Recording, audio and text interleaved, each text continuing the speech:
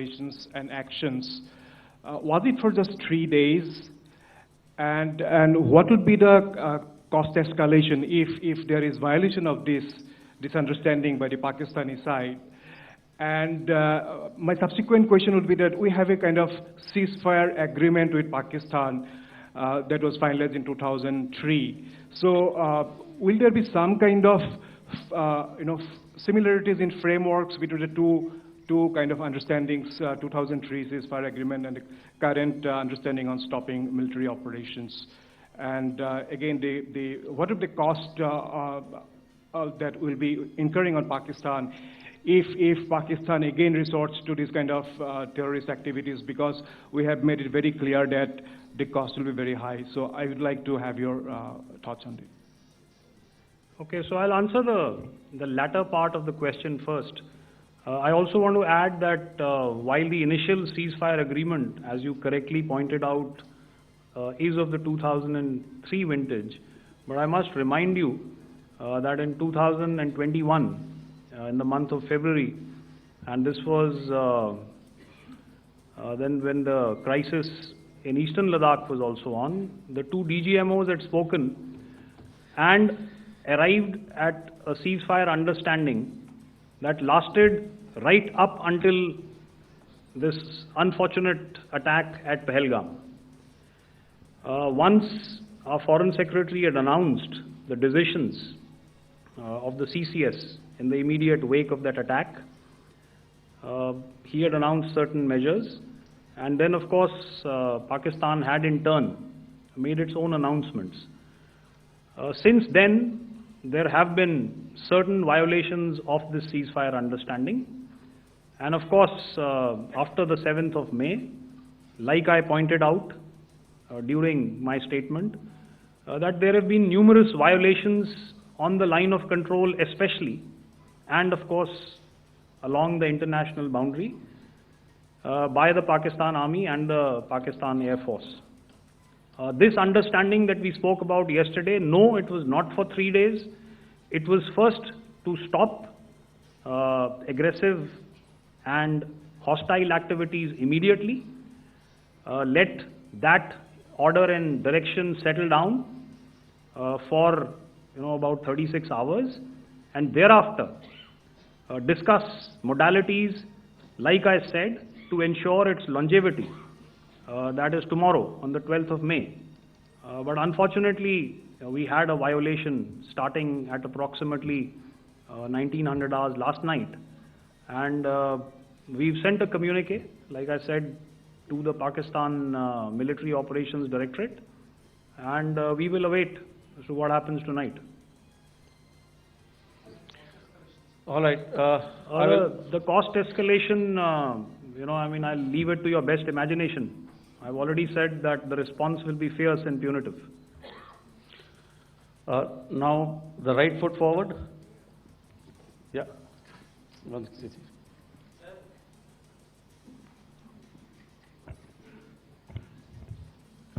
Sir, I am Ajit Dubey from ANI, sir.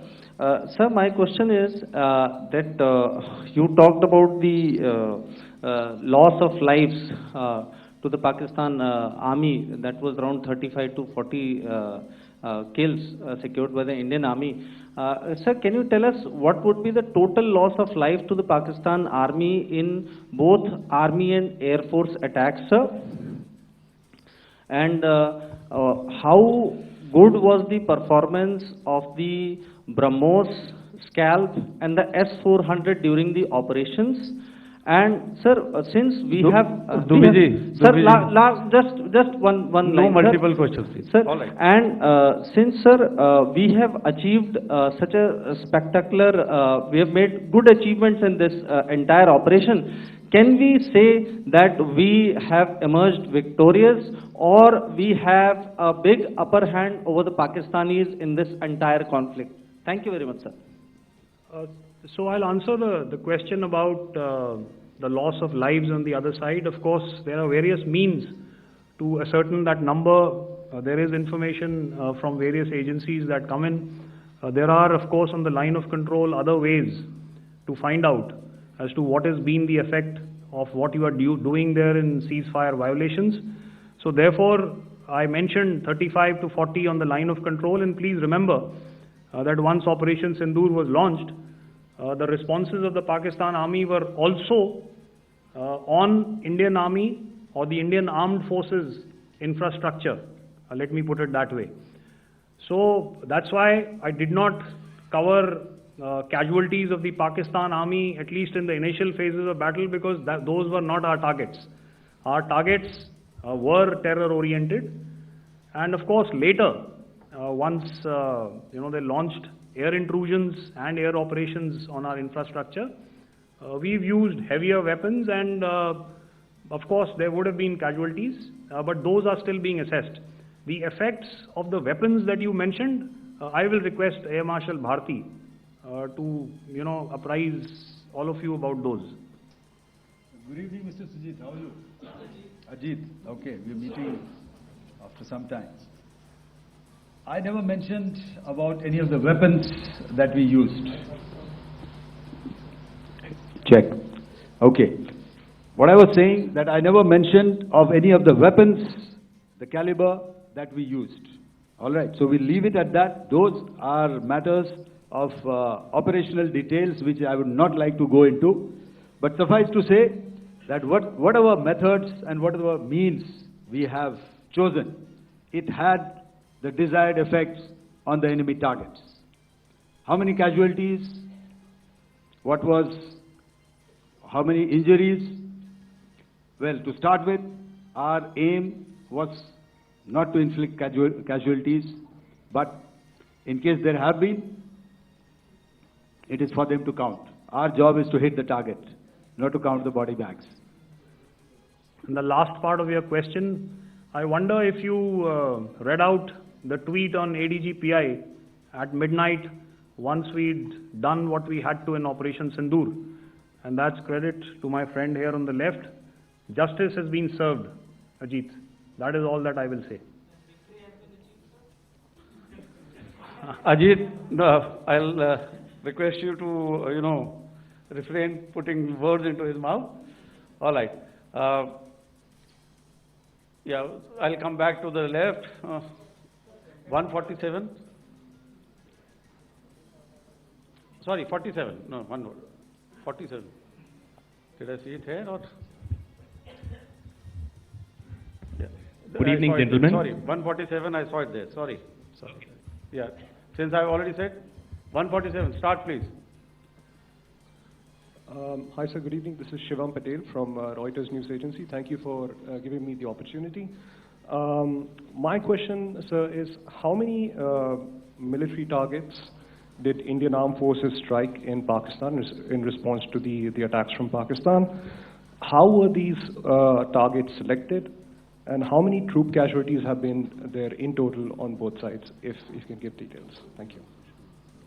I'm sorry, where are you? I haven't spotted his... He's to the right. Okay. Can you just repeat that for me, please? Sure, sir. So my name is Shivam Patel. I'm from Reuters News Agency. My question is, how many military targets in total did the Indian Armed Forces strike in Pakistan in response to the attack from Pakistan? How were these targets selected? And how many troop casualties have been there on both sides, if you can? So you're speaking of the targets that I mentioned in the wake of the attack at Pahalgam, right? Yeah, I think it's amply clear to everybody here that the Pakistan Army has not crossed the international boundary, neither in the plain sector nor on the line of control.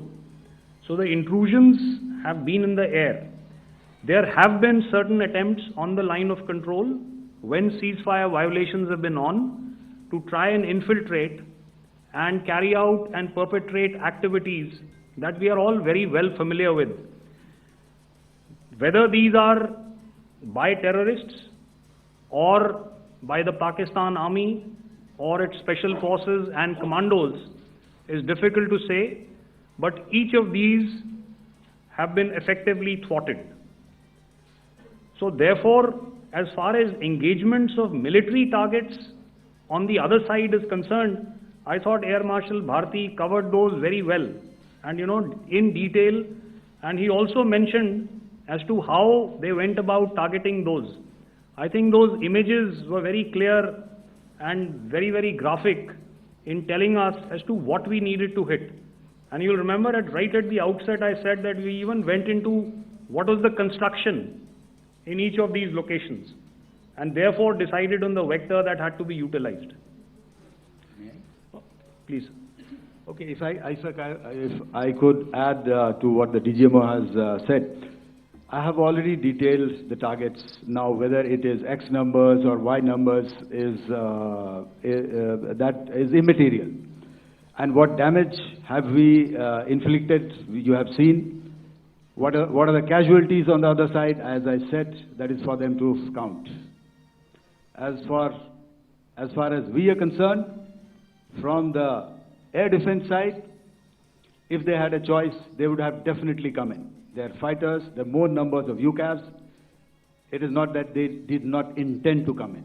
It is only that our robust AD posture prevented them from coming in. So that must be known, and that must be realized by all the audience here. Yeah, I'll come to the left now, 24.